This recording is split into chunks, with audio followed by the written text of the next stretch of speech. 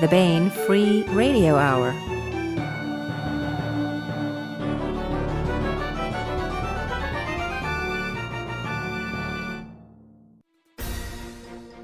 On the podcast, new advances on prolonged life extension, absconded with and chewed up by giant turtle special forces group, skulking about pretending to be footstools. Apparently, the secret ingredient is mock turtle soup. The Gutenberg Press comes into its own, finally, with new BaNe mass markets. Plus, we continue with the complete audiobook serialization of Alliance of Equals by Sharon Lee and Steve Miller. All right now.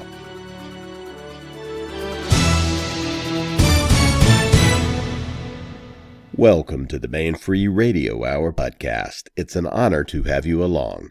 I'm BaNe Senior Editor Tony Daniel. We continue with part 2 of a two-part roundtable discussion with David Weber and heads and members of fan organizations devoted to his work. We have the head of the Royal Manticoran Navy, Martin Lessum, and Christopher Weuve, the current director of BuNine, the Honorverse Consulting Group, along with Arius, Kaufmann, another BuNine member, and Anton Peterson, a fan, author, science fiction convention liaison with decades of experience. This group talks about the relationship of an author with his fans and readers, and the way that relates to the great books and stories at the heart of it all, especially in the ideal case of David Weber and his fandom and readership.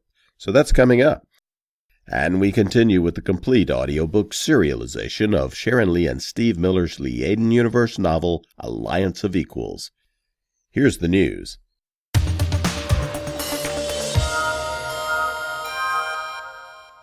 Alert, alert, the May mass market paperbacks are at booksellers everywhere. Out now is Monster Hunter Siege by Larry Correia. When Monster Hunter International's top hunter, Owen Zestava Pitt, was given a tip about some hunters who had gone missing in action, he didn't realize their rescue mission would snowball into the single biggest operation in MHI's history. Their men are being held prisoner in a horrific nightmare dimension, and the only way to reach them is through the radioactive ruins of a monster-infected war zone. And if that wasn't bad enough, it's also the home base of the powerful creature behind the devastating attack on the last dragon on Copper Lake. It turns out ancient gods of chaos really hate trespassers, but this god picked a fight with the wrong crew, and now MHI wants payback. Calling on their allies, a massive expedition is formed, and with the odds stacked against them, a legion of hunters goes to war. It's D-Day at the City of Monsters. Also in mass market format in May is 1635, The Wars for the Rhine by Anton Peterson. This is part of Eric Flint's 1632 Ring of Fire series, of course. In the year 1635, the Rhineland is in turmoil. The impact of the Ring of Fire, the cosmic accident which transported the small modern West Virginia town of Grantville to Europe in the early 17th century, has only aggravated a situation that was already chaotic. Perhaps nowhere in Central Europe did the 30 Years' War produce so much upheaval as it did at the borderlands between France and Germany. Archbishop Ferdinand of Cologne is determined to restore the power of the Catholic Church over the Middle Rhine, the so-called Bishop's Alley, and has unleashed a plot for that purpose. But the same Mittelrhein is territory which Landgrave William V of Hesse-Kassel is determined to seize for himself under the guise of expanding the influence of the United States of Europe. Add the unexpected arrival of Austria's most capable general, Melchior von Hatzfeld, along with the most ruthless spy and torturer in the Rhineland, Felix Gruyard, and the wars for the Rhine have erupted, and only the devil knows how they will end. 1635, The Wars for the Rhine by Anton Peterson, and Monster Hunter Siege by Larry Correia are now in mass market paperback, as well as ebook and hardcover at booksellers everywhere.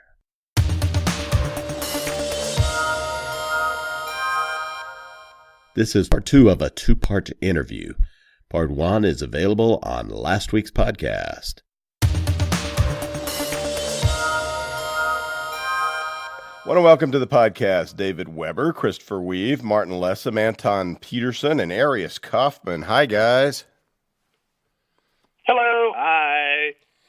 Hello. Hello. So we are going to bring to our listeners a roundtable discussion this time on the podcast. We know that the most important interaction with an author, that is, an author of books, is the reader who reads a book written by that author. But what about when it goes beyond that? What about the case when a reader becomes so interested in the world the author has created, the culture he's illustrated, and the characters he's brought to life, that there's a desire to take it farther or further, or whichever one is the right one. Perhaps to interact with the author. Definitely to interact with others who feel and think the same way. And then there's the author who experiences this wash of interest, even obsession in his readers and fans. What do we make of this? What do we do with this? How does it become a good or even a very, very good thing? Which I think in this test case, which we will examine here, it has. To talk about this, we brought together an amazing group. First of all, we have David Weber, the creator of the Honor Harrington series and the Honorverse within which it is set. This is a multiple New York Times best-selling series. There are thousands and thousands and thousands of fans and readers out there. And with us are folks who are kind of the apex of David Weber fans and readers and people interested in the Honorverse. And I'd like to sort of have you folks introduce yourself. Tell us who you are in the Weber continuum, and maybe tell us also your secret identity in real life, because I've so many times been amazed at some of the backgrounds of David Weber fans and readers. Just some cool folks out there that are into his stuff. So can we maybe start with Chris, who's involved with BuNine, right, Chris? Right. So I'm Chris Weuve. I'm one of the founders of BuNine, which is the technical analytic visualization group that supports David. So when David says, like, I need to figure out how this particular thing I've been writing about for 10 years actually works, we're the guys who can figure that out, and we can draw pictures of it and do all sorts of things like that. In my day job, I've been a professor at I'm a naval analyst, and I used to be a wargame designer. I'm a former professor at the Naval War College, where I was in the wargaming department, and before that I was at the Center for Naval Analysis, where I was a wargame designer, and I also had this collateral duty of every now and then I'd get to go off on aircraft carriers and destroyers and cruisers and watch the Navy do exercises and help tell them what actually happened afterwards. And so I got pulled into the David Weber Honor Harrington orbit actually through a bunch of people that were hardcore Honor Harrington fans that were sort of being brought together by a game designer who was trying to make a movie. So if you want to diagram that out, there's a lot of weird connections here. But this is exactly what I mean. Just some of the sort of high-powered individual who is also a fan in this particular group. What about you, Martin Lessum? Martin Lessum. So in this particular group, I am the founder of the Royal Manticoran Navy, which is the official Honor Harrington fan association. We're a group of about 5,000-ish people worldwide who all gotten together for our love of David's books. In my secret identity, real life, I am an attorney who does regulatory affairs for pharmaceutical companies, so I help them deal with governmental agencies. I'm a former naval officer, and just a guy who likes to read a lot of science fiction books. What is your title in the RMN, by the way? I am the first. So I am the first Lord of the Admiralty is the official title in the fan universe. From a corporate perspective, I'm the president and chairman of the board. What is David's title in the RMN? Or is it God?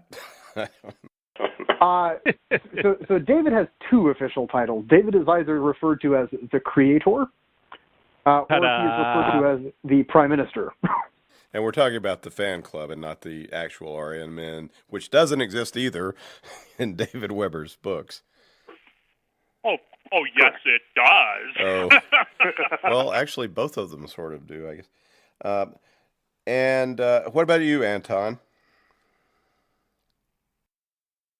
Hi there, this is Anton Peterson. I have been working with both BuNine, and I'm a member of the RMN under Martin, which is a lot of fun.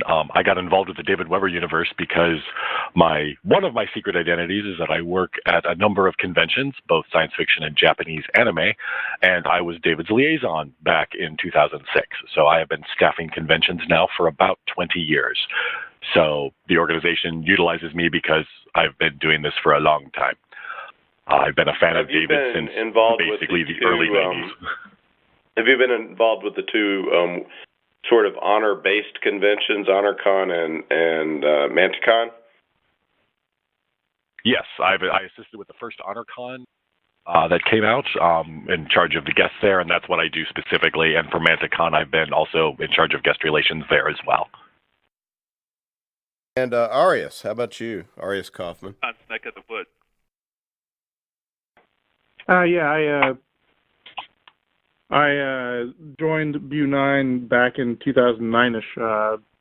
Largely, my area of expertise has more to do with human terrain, such as socio-political constructs, legal systems, economics, that kind of thing. In real life, I actually have gone through several careers, including during the 90s, I was network admin and web software engineer, and then I became a naval analyst at the Center for Naval Analysis, and I have since left and have gotten my master's in education so I can teach.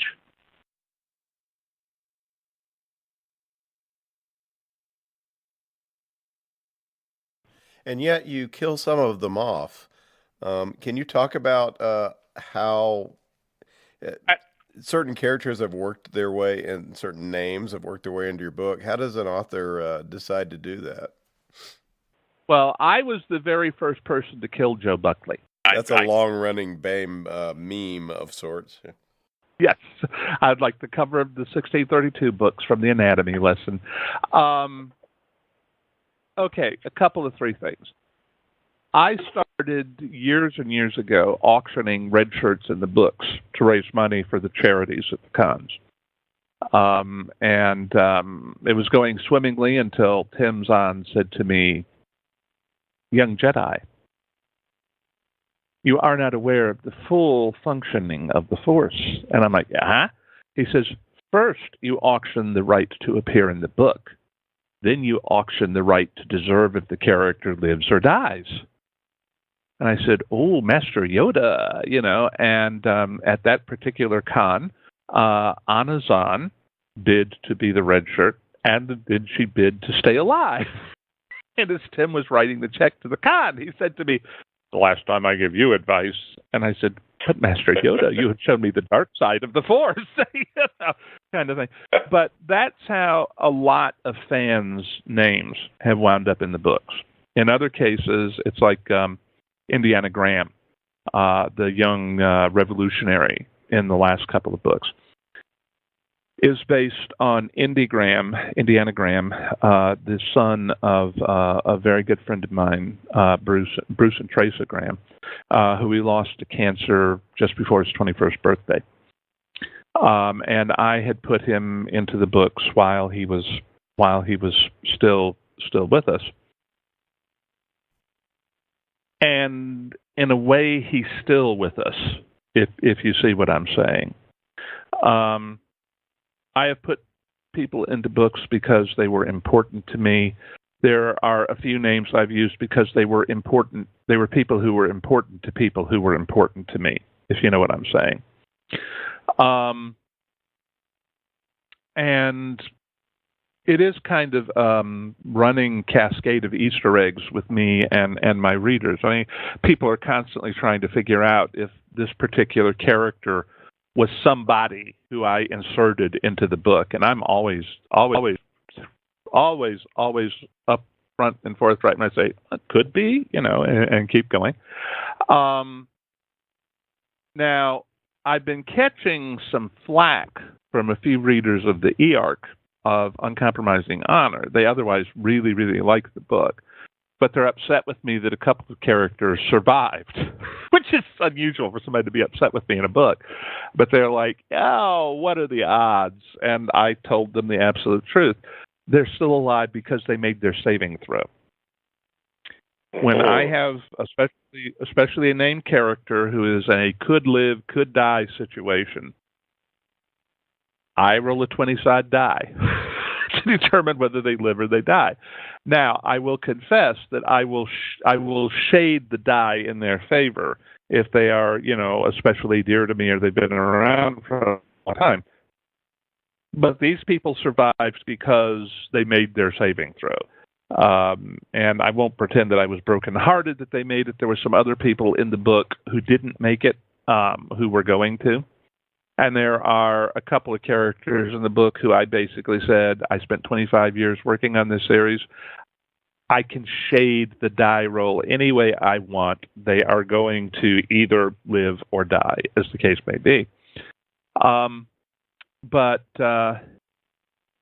it's kind of the named characters are kind of a special interaction with the fans. Now, Chris, I don't think I've actually put you or Arius in a book yet. I don't think you have either. That's correct. But ominously dangles over your head now, Well, and I think I got you. Chuck Gannon did put a Lieutenant Weuve in his first book, and he's a total jerk. Yeah, well, I owe Chuck a Tuckerization of Chuck too. Created him.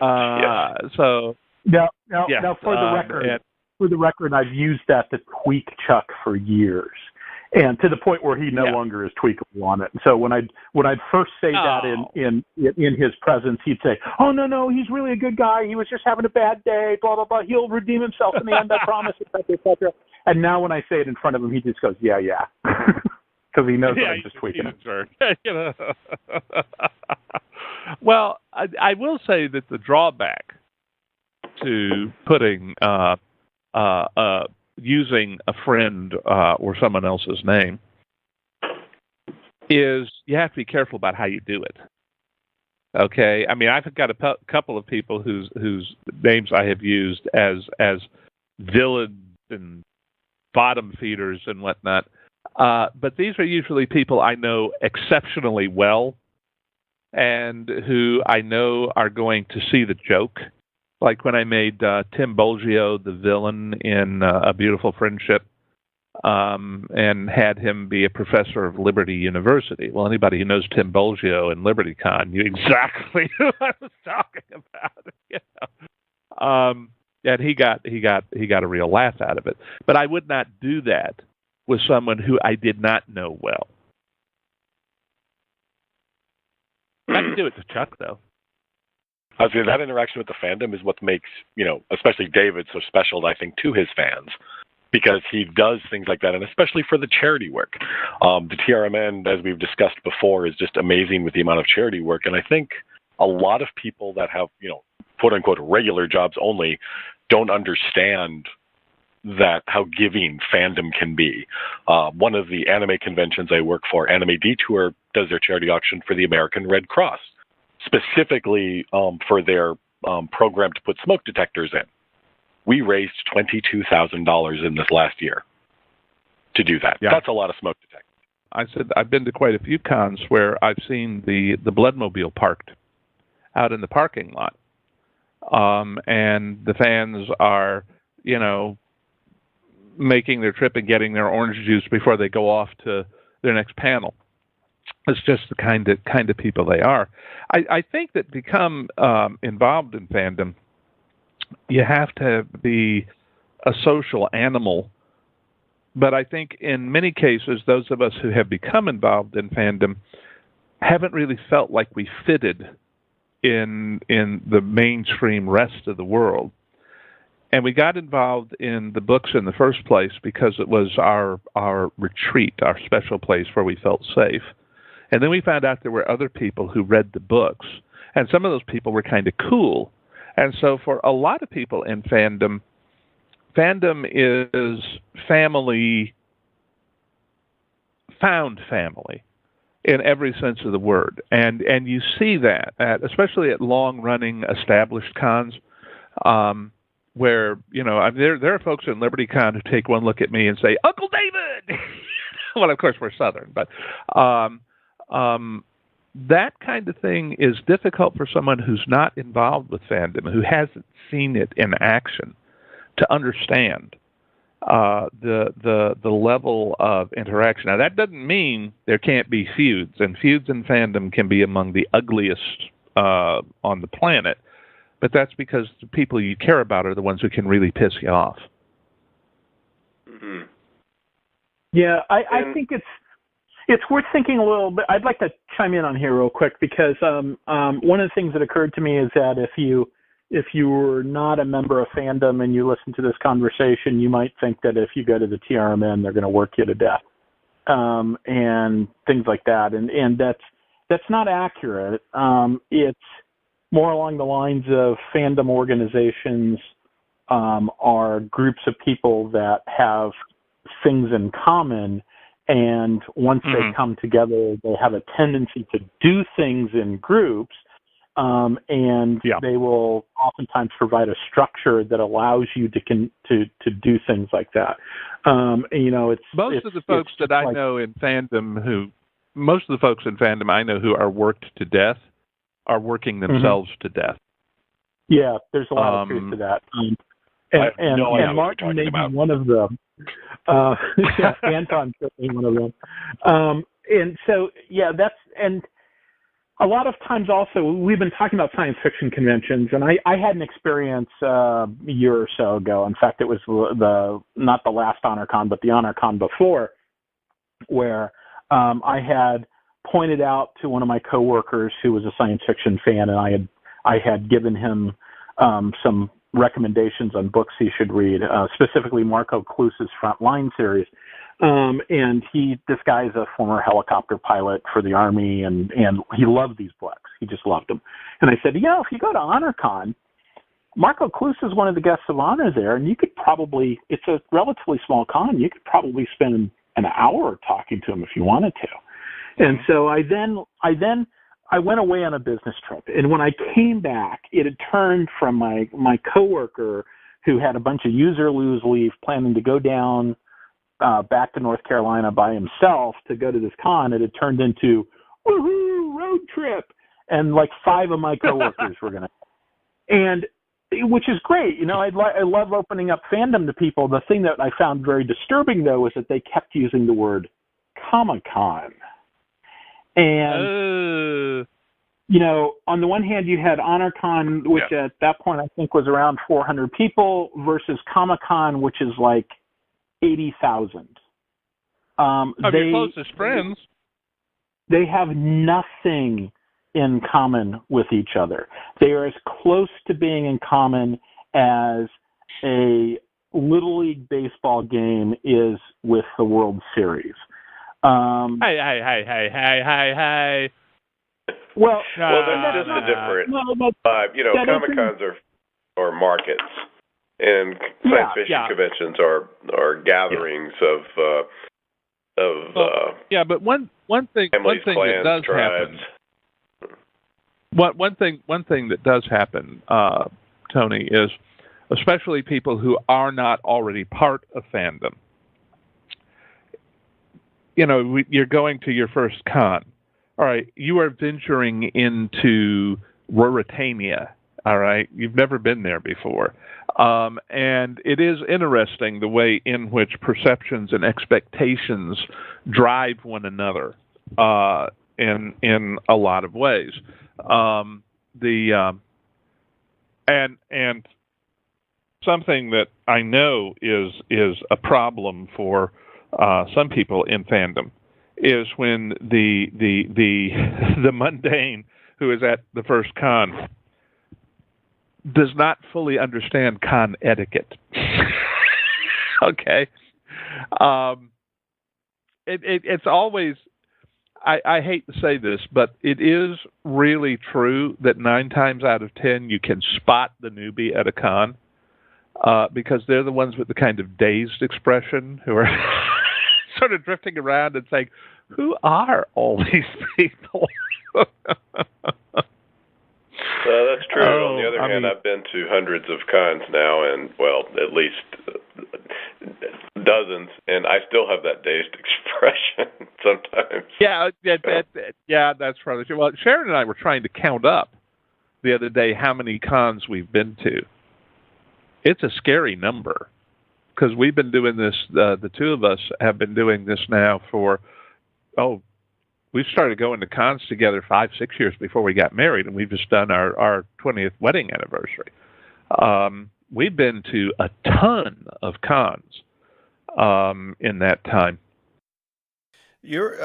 Part of the reason that you have this fan base is because you are extremely accessible as an author. I mean, a lot of authors, there ain't no chance you're going to meet them.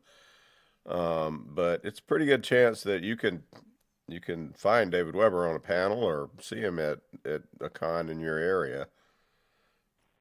Well, okay, 3 things. One is I like people. So, unless I'm having a migraine or something, I'm doing one of the things I enjoy doing when I'm meeting new people or checking in with old friends who I only see at cons. Another part of it is my sense that an author has certain things that he owes to his fans. Now, the most important thing is he owes them an honest day's work for an honest day's dollar in terms of what he writes, what he produces. He owes them the integrity of what he's doing, and he owes them stories they enjoy reading. But there's also, I remember when I was starting out as a pro, and I remember the accessibility of people like Roger Zelazny and Fred Saberhagen, who was painfully shy, but such a wonderful, nice person once you got to meet him. And I decided that I would rather emulate people like that than certain people who shall remain nameless. If you cannot, as the writer, give back to someone who has invested so much in your work, who's read your work, who has come to a convention, paid the membership, taken the time off of work, gotten the transportation costs budgeted, etc., to see you because they love your books. If you can't give that person some of your time, then there's something wrong with you.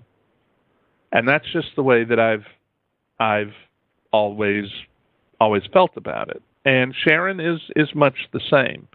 And Sharon is in some ways, she's kind of my interface quite often, because you'll get people at a con who don't want to come up and bother me while I'm talking to somebody else or something, and they'll ask Sharon a question.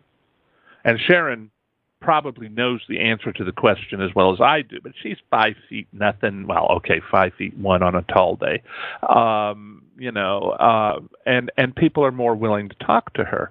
Well, what she'll do is, instead of answering the question, she'll go, "Oh man, that's a good question. Come with me," and tow this person over to where I am talking to people and say, "David, so and so has a question. How about?" And that gives them the contact point. You see what I'm saying? I think that Sharon and I, as a team, are a lot more effective at conventions than I would be by myself. And Martin, I think it's true to say that the TRMN as a whole loves Sharon. Oh, most definitely. I mean, she's well loved by pretty much, I think, everybody in the organization. Mm-hmm. And and we're kind of, we're a team in every sense of the word. I can't imagine. Well, I can't imagine. I just don't like to imagine doing this without her. Okay. But. Well, it's an amazing asset to have a spouse who also is somebody that can interact, because there's a lot of, I've seen authors that have incredibly shy spouses, or spouses who aren't interested. And Sharon is none of those. She's a sort of warm and welcoming gateway to you. And she's smart. Absolutely. I think that there is a degree to which being the spouse of a writer has some of the same connotations as being the spouse of a pastor or the spouse of somebody in the military. There's a degree to which, for full success to be accomplished, you have to be able to embrace what your spouse is doing and be supportive.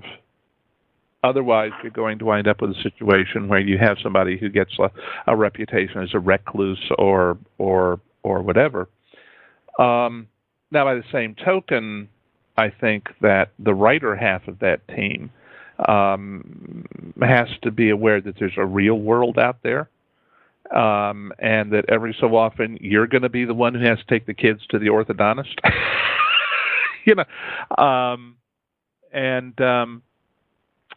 I know we're getting afield from fandom here, but in a sense we're not, because Sharon is as much part of fandom as I am. With the Grand Duchess's tea at the cons, like I say, she's more of our face on social media than I am by far. So in some ways, when a con invites me, they're getting two guests. Okay, and that's part of the whole fandom experience too, because for the most part the cons are run by fans, and that's actually something that we haven't specifically touched on here. We've talked a lot about conventions. We've talked about the fact that BuNine and HonorCon, TRMN, and HonorCon and Manticoran, but the truth is that the vast majority of science fiction conventions are put together by fan organizations who decide they want to have a convention. They want to invite friends and strangers who share their interest to come and have a really fun weekend exploring it. And they would not exist without fandom. The Origin Cons and Comic-Con and whatnot grew out of the platform of the volunteer cons that are the ground floor of organized fandom. Well, one thing I wanted to do before I want to make sure we do Volunteers. Is to let Martin tell us a little bit more about how you could actually say you wanted to give to the Big Cat Rescue, and how would you go about that? I want to make sure we get that in before I forget. The easiest way to give to Big Cat Rescue is to go straight to their website, to be perfectly honest. You can go straight to, I believe it's bigcatrescue.org. We'll get you there. That'll give you a chance to donate directly to them. You can sponsor a cat directly if you'd like. You can also donate through the TRMN if you'd like. If you go to trmn.org, we have a donate button on our webpage, and then we collect everything there, and then we send it on down to them about 4 times a year. So either way works for us. Either way works for Big Cat Rescue. If you donate directly to Big Cat Rescue, it's a tax write-off. If you donate to us, it's not. Mm-hmm. So get involved with the Royal Manticoran Navy. The website is the great place to go. Yeah, that's a great place to go. You can find us on Facebook. Facebook is a good way to interact with a lot of members, see what we're about. Finding us at conventions, just look for the guys in the black and gold uniforms. We stand out pretty much at every con we're at. It's the advantage of the color scheme, I guess. So I planned that very carefully, Martin. That was front and center in my thinking when we did this. Trust me. Well, we thank you. We thank you for that. Yeah. But it means we stand out quite effectively. We're easy to find.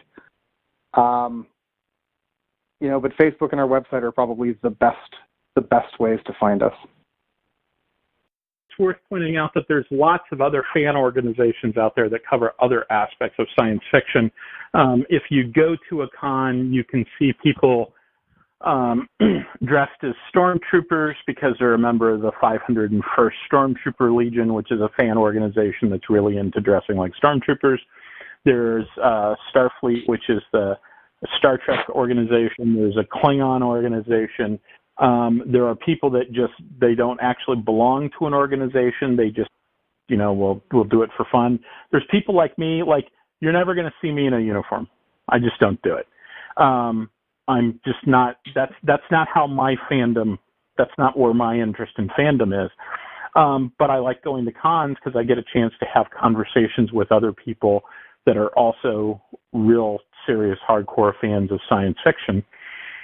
I'd recommend to anybody out there who hasn't, who's, not really been plugged in with the fan universe, that they just try going to a con. And in some ways, the smaller, the better. If you go to something like Dragon Con, it is real easy to be like, oh my God, who are all these people? Because you are jumping right into the deep end of a con, which is like, as Sharon is fond of saying, 40, 50,000 of your closest friends. I think it's more like 75 now. Yeah, well, my personal preference is to attend smaller cons. And there are several reasons I feel that way. One is that it gives me much greater opportunity of actually being able to spend time with the fans, which is not always the case, especially at something like Dragon Con, where if you start talking to somebody, you become a conversational flow problem it has to be dealt with. There's another factor in my case, which is that I can do a small con a lot more good in terms of perhaps attracting membership to help them cover their budget than I can someplace where there are already going to be 75,000 people. You know what I'm saying? But the main thing for me, I go to the cons for the fans. That's the reason that I'm there. And I'm not saying I'm going to the cons to be there for the fans. I'm saying I'm going there for the cons because I am a fan, and this is where I see them. Okay? And at a small con, I actually get to spend time with them, and at a monster con, I don't. And if you're a fan, there's a good chance at a small con, if your favorite author goes to a small con, there's a pretty good chance you could have a conversation with them. Right.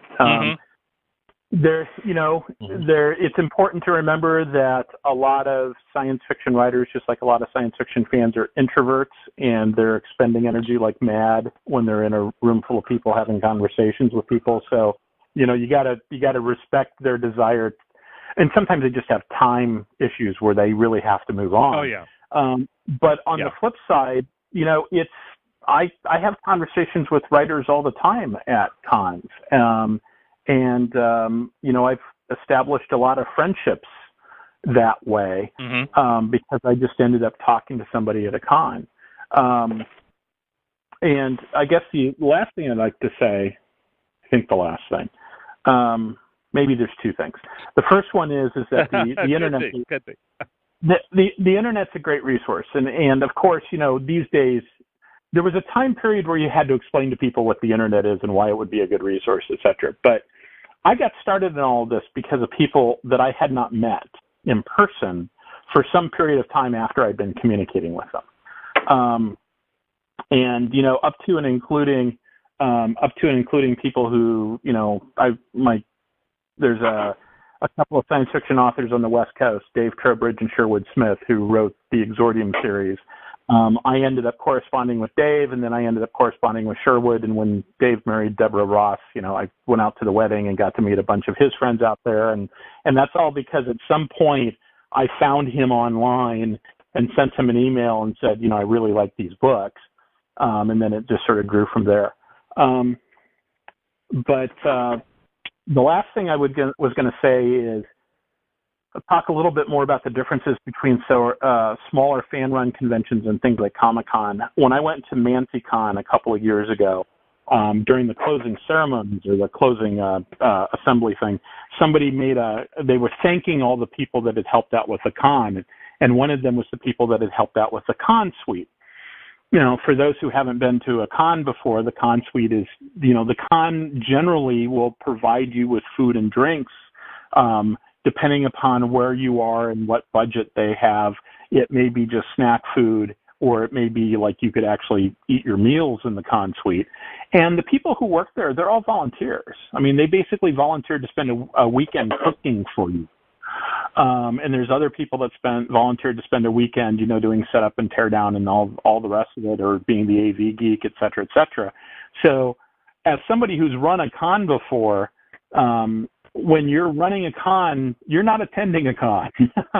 No. And there was just something about that sense of community, and it was just a really cool experience. And I ended up going home and writing this essay called "So What Is a Science Fiction Convention Anyway?" That sort of goes through all the things and talks about the different types of cons and why I like the cons I like and stuff like that. And maybe I can talk Tony into on the website. Well, there's a traditional thing at cons called the Dead Dog Party, which happens when you've done the tear down. Everybody is exhausted from having done the con. They're sitting around, they're talking. It's the con committee. It's whatever guests are still there. I always try to do the Dead Dog Party because the folks who work the hardest at the con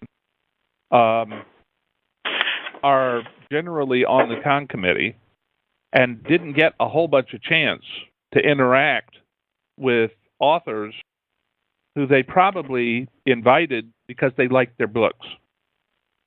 And so I think that one of the things that is a courtesy, I think of it as a moral obligation, but also it's a moral obligation because it's the courteous thing to do, is to try and make sure that those people who worked hard running the con suite or whatever, if they want to have a few minutes with an author whose books they like, the least the author can do is come by the con suite and sit down and have a plate of food in his lap and laughter and conversation and give them those few minutes. And when BuNine is at a con that David's at, we will oftentimes be at the Dead Dog Party or near it, but we actually make a special point of being as far away from David as we can in the process. And that's because that's because of the deodorant, David. You really need to take care of that. Yeah, I think that was what it was. No, it's actually because we get a chance to talk to David all the time. We get a chance to talk to David all the time. And congratulations, we don't. You're going to make it into the books as a deodorant brand. Well, David and Sherwood have already said they're going to put me in a book as a disease. But we always want to let everybody else have a chance to go and have that conversation with David, because we can talk to David when we need to. And so we try to stay out of the way of other fans who don't have as much access to David. So. And there are times when I will go out of my way to take someone from BuNine who's there and involve them in it, because they're maybe actually in a better position to explain some of this to the fans than I am. And I know that sounds a little weird, but when you look at the degree to which what we do has cross-pollinated in this entire process, it actually makes sense that there are these aspects of the Honorverse that they have more accessible to them than I do to me, because I have to think back through the entire Honorverse to get to that point. But if somebody has a question about the communications array and Bill's there, I'll say, Bill, why don't you take this one? It's one of those things where Chris says, there's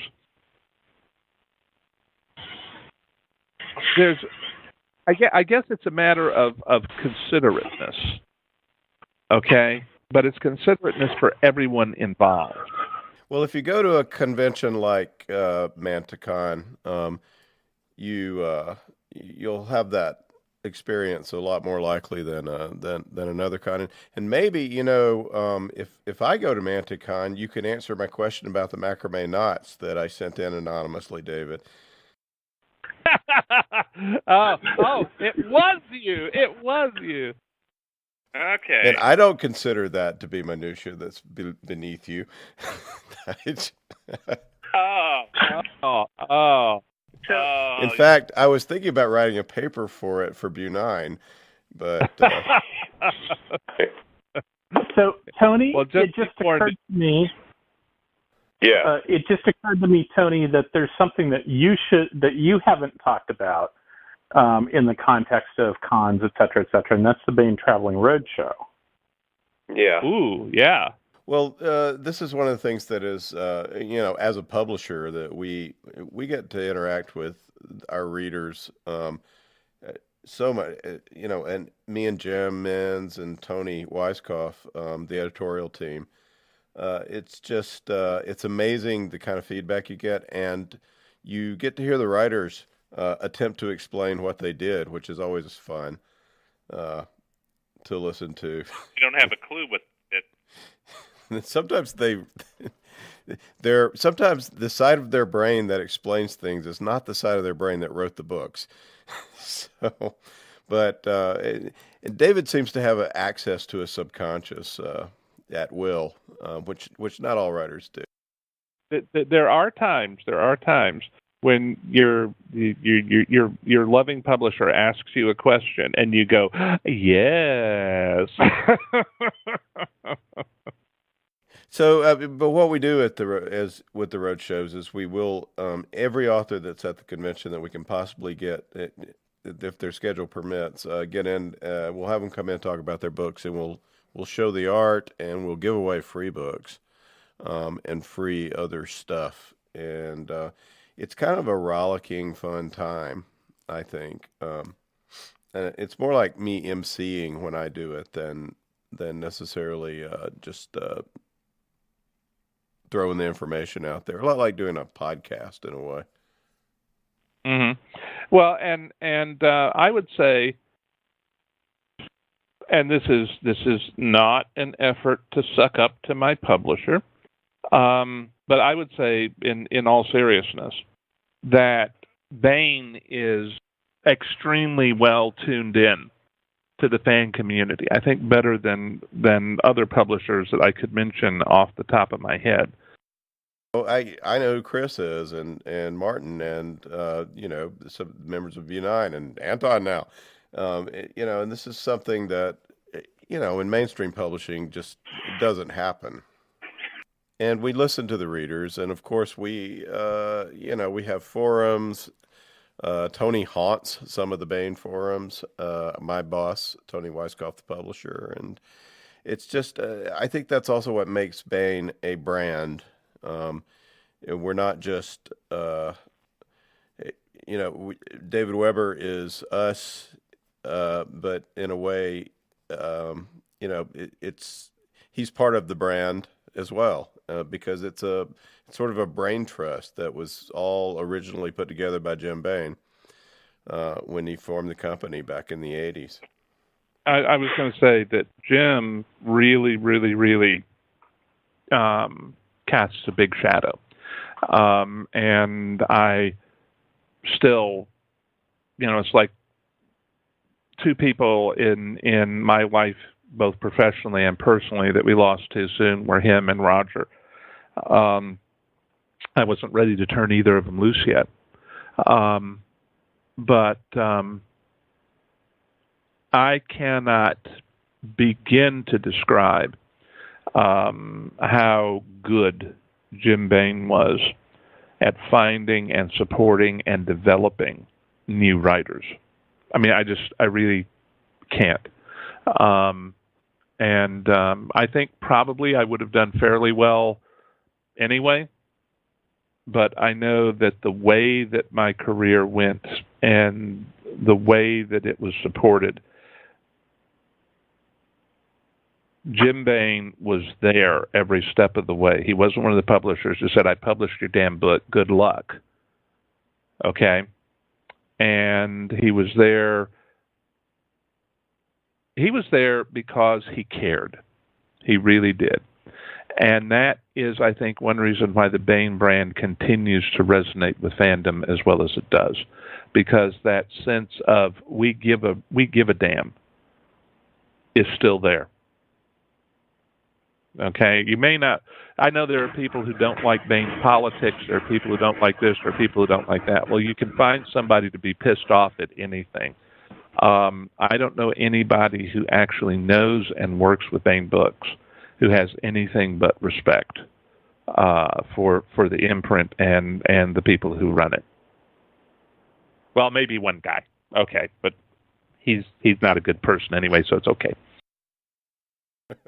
Well, maybe as you get to know us over the years, you'll change your opinion, David. But I know I form these snap opinions sometimes. Okay, I realize that, but I'm 30-year judgment. Yeah.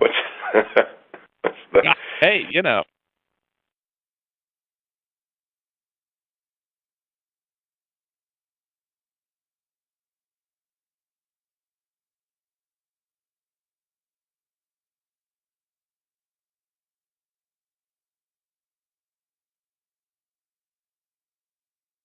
I don't know if I'm going to open a can of worms or something here, but I wanted to ask about Dave's opinion and Bain's opinion on a lot of the fanfic that gets written, how they view fanfic. Well, you got to do it. I mean, as far as Bain is concerned, you got to do it with the author's approval. If you want to get involved with an author's universe, the very best way to do that is to go to 1632.org and get involved with those folks over at Eric Flint's place, because that is a community where your input will be immediately useful and looked at, and that's sort of how it works. Well, I will say this. There's fanfic and there's fanfic. And I tend to stay away from it. And the reason that I tend to stay away from it is that it can be a slippery slope. Okay? Now, having said that, I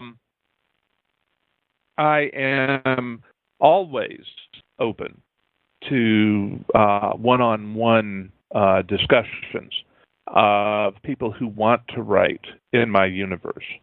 I have encouraged several people over the years.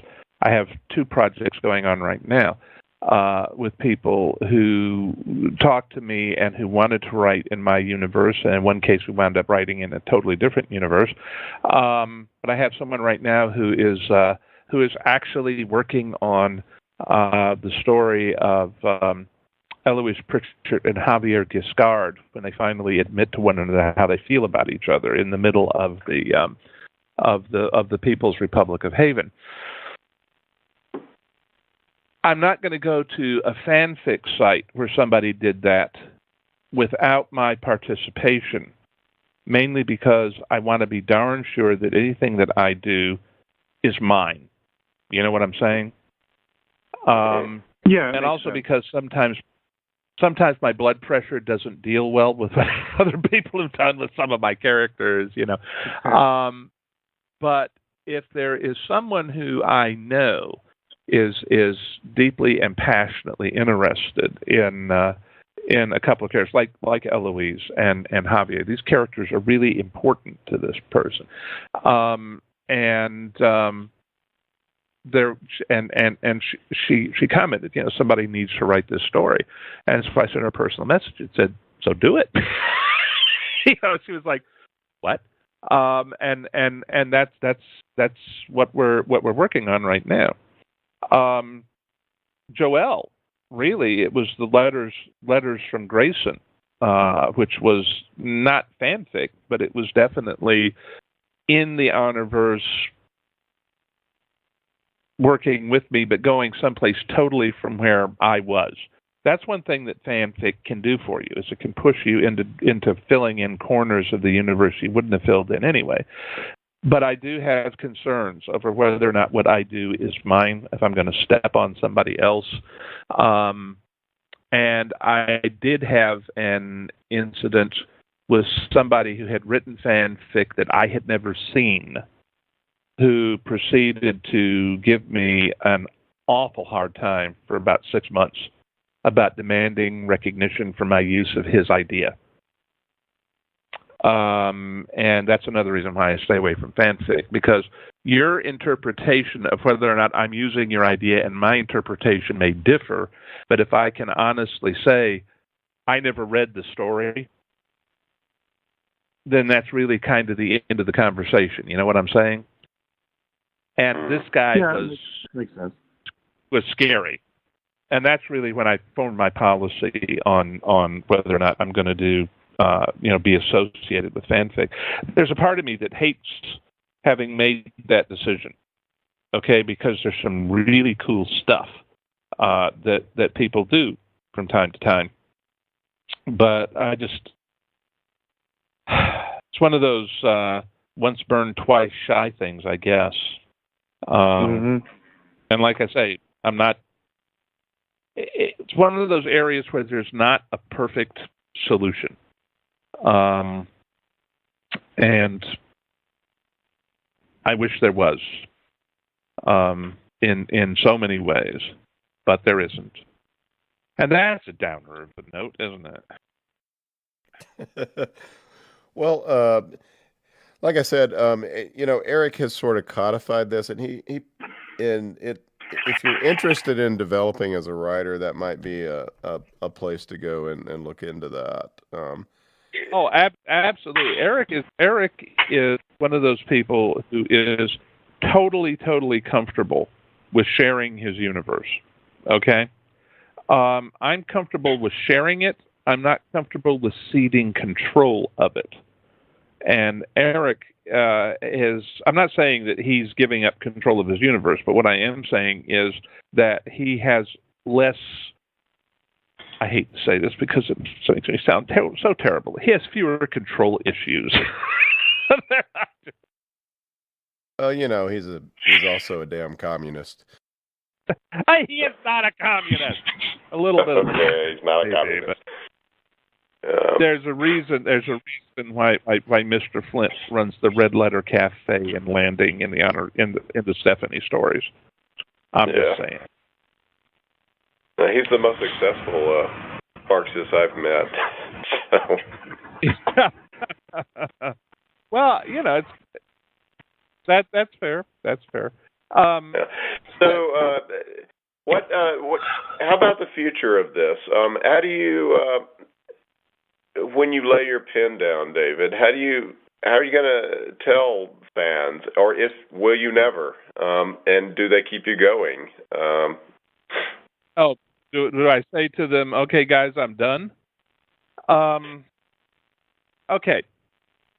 The rule that I made for myself many years ago is that if I can recognize the time when I am no longer doing good work, I'll lay down my pen. Okay? The problem that sometimes you have is that you're the last one to know, if that is the case. A couple of years ago, when I was dealing with some significant health issues, and I know you know what I'm talking about, I was not doing my best work. The work that I did needed to be done. but it didn't have the flow from my end. It was more a case of, I am sick as a dog, but I have to get this done. If I reach the point where that's the norm rather than an aberration that I'm working my way through, then I won't be giving the fans what they deserve, and it'll be time for me to stop. I could actually envision myself continuing the Honorverse with a new crop of writers. And what I mean by that is young writers, new writers, established writers who I know and I trust, who would work with me on taking the Honorverse maybe even to places I hadn't thought of to go. One of the reasons I wanted to work with Tim on this is because I respect him so much as a writer. I like him so much as a person. But I also knew that he and Tom, between them, would explore aspects of the Manticore Ascendant novels that just wouldn't have occurred to me. And I think overall it has worked very, very well. So it's possible that I might be open to doing that with some other writers down the road. There are certain core aspects of the Honorverse that you will pry out of my cold, dead hands. But there are other aspects of it that I think, partly because of my experience with BuNine, could profit from some additional viewpoint, some additional treatment. And the Honorverse turned into a far larger canvas than I envisioned when I started. I expected about 8 books, to be honest, with the story arc that I had laid out. And as I got into building the universe, and I kept filling in bits and pieces of it because I needed that particular bit of background to explain what was happening now, the universe itself, the literary universe itself, became an entity that helps to command and to drive the stories. And it's honking big. I hadn't realized how big it was until Tom and I were talking about something the other day, and I realized that we have sketched in the bare bones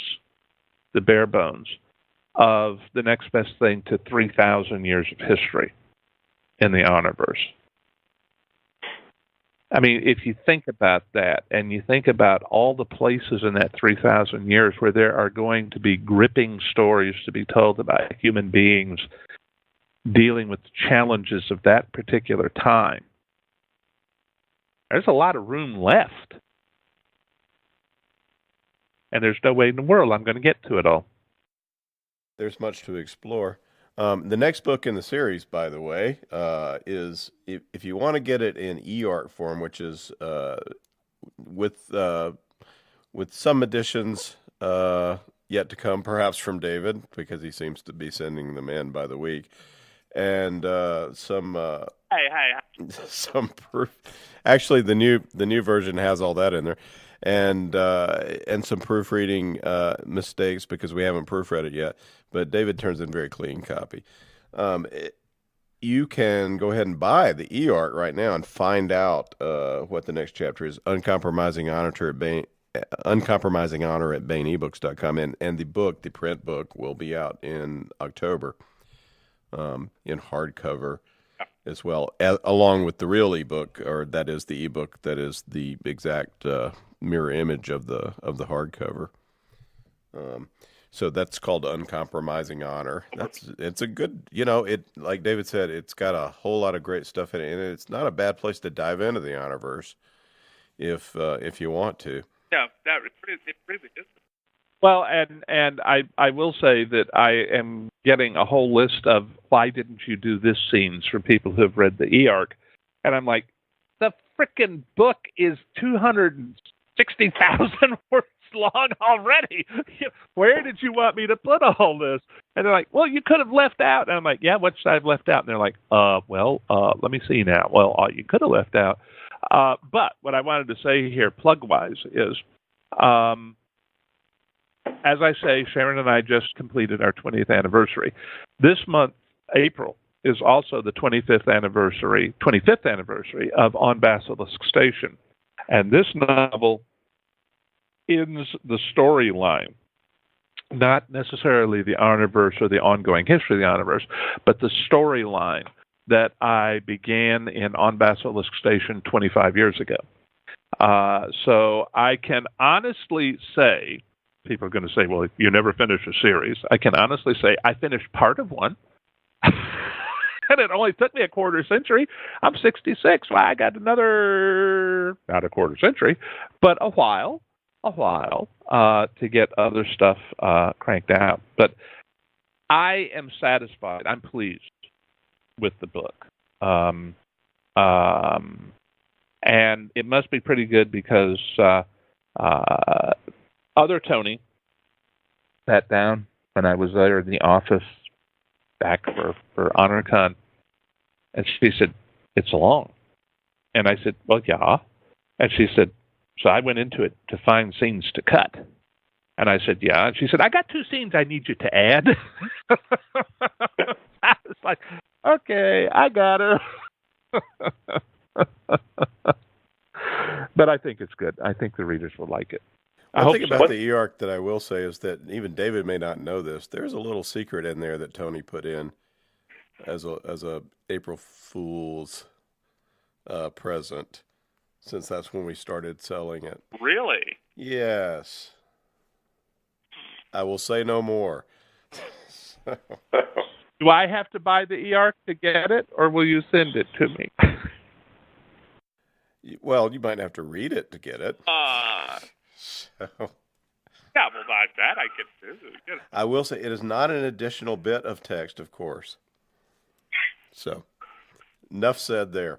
Well, I want to thank David Weber, Christopher Weuve, Martin Lessum, Anton Peterson, and Arius Kaufmann for hanging out and talking about all this stuff tonight. Thanks so much, guys, for being with us for this cool roundtable. Yeah, no problem.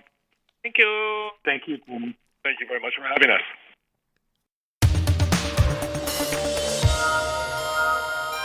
This was part 2 of a 2-part interview.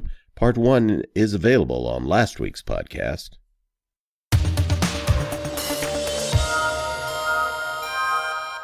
This is another entry in Alliance of Equals, a Liaden Universe novel by Sharon Lee and Steve Miller. Beset by the angry remnants of the Department of the Interior, and challenged at every turn by opportunists on their new homeworld of Surebleak, and low on funds, Clan Corval desperately needs to reestablish its position as one of the top trading clans in known space. To this end, Master Trader Sean Yoskalen and Corval's premier trade ship Dutiful Passage is on a mission to establish new business associations and to build a strong primary route that links well with existing loops and secondary routes. But reestablishing trade and preserving the lives of the few remaining members of the clan aren't all of Corval's problem. Matters come to a head as Dutiful Passage, accustomed to being welcomed and feted at those ports on its call list, finds itself denied docking and blacklisting while agents of the DOI mount armed attacks on others of Corval's traders under the very eyes of port security systems. Traveling with Dutiful Trader on this unsettling journey is Paddy Yoskalen, the master trader's heir and his apprentice. Paddy is eager to make up for time lost due to Corval's unpleasantness with the Department of the Interior, but she is also keeping a secret so intense that her coming of age and perhaps her very life is threatened by it. And here is the latest entry in Sharon Lee and Steve Miller's Alliance of Equals. Tolly Jones, I believe that your action of repulsing her offer of comfort and assistance has placed Pilot Hasenthal's honor into a compromised state. In order to redeem her Melanti, the very last thing she may do is to turn aside from her purpose. She will pursue you and neutralize your enemies. She will accept your thanks, whereupon she will slay you. Tolly looked up from his reader, frowning. What in deep space have you been reading? The Rejected Lover in 3 acts, the Admiral told him. He had been excited to read this particular play. It seemed to speak immediately to the situation between Tolly and Pilot Has. The Rejected Lover, the most famous Melanti play never written by a Liaden? Admiral Bunter hesitated, checked his reference, and the front matter of the play itself. My source indicates otherwise. Tolly tipped his head. What's your source? Square Truth. The 144 most influential Melanti plays, written by Patrick S. Bagley, professor of exotic art forms. Well, there's your problem right there. That book's nothing but one long exercise in cultural misunderstanding, start to finish.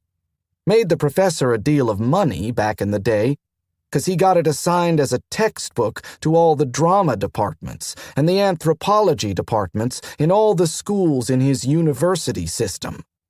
A lot of his colleagues said nice things about him and his book, because now that there was a Terran book written by a Terran, they didn't have to read any more scary and uncomfortable Liaden criticism.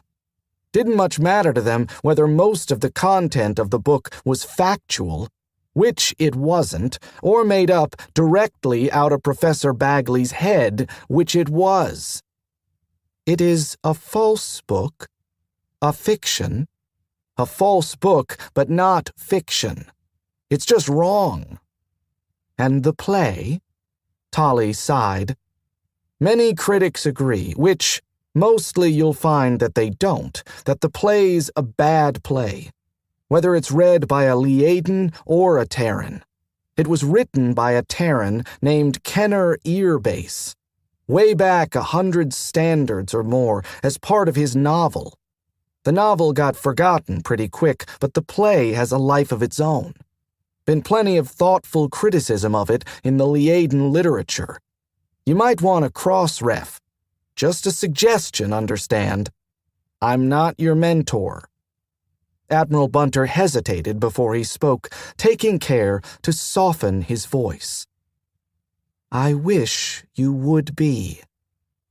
I'm not completely against the idea myself, but I don't see it happening so long as our relative Melantes are in a state of jailer-prisoner. If you'd like to change your intention to take me to Nostrilia and turn me over to the Lyre Institute authority there, then I'm pretty sure we can return to terms that are more comfortable for both of us. No. The word was spoken in the flat voice of the core itself. Tolly did not speak, though he did fold his hands atop the table, his eyes alert, and a slight frown on his face. Deliberately, Admiral Bunter produced a sound that mimicked a human sigh, hoping it would cover his dismay, his most profound dismay. I believe, he said, as if it did not concern him in the least, that Inky set a core mandate. Yeah, Tolly agreed.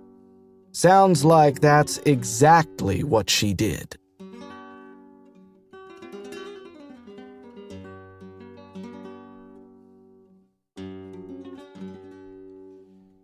That was another entry in the complete audiobook serialization of Alliance of Equals by Sharon Lee and Steve Miller. And that's it for the podcast. Thanks to Audible.com and to podcast theme composer Ruth Judkowitz.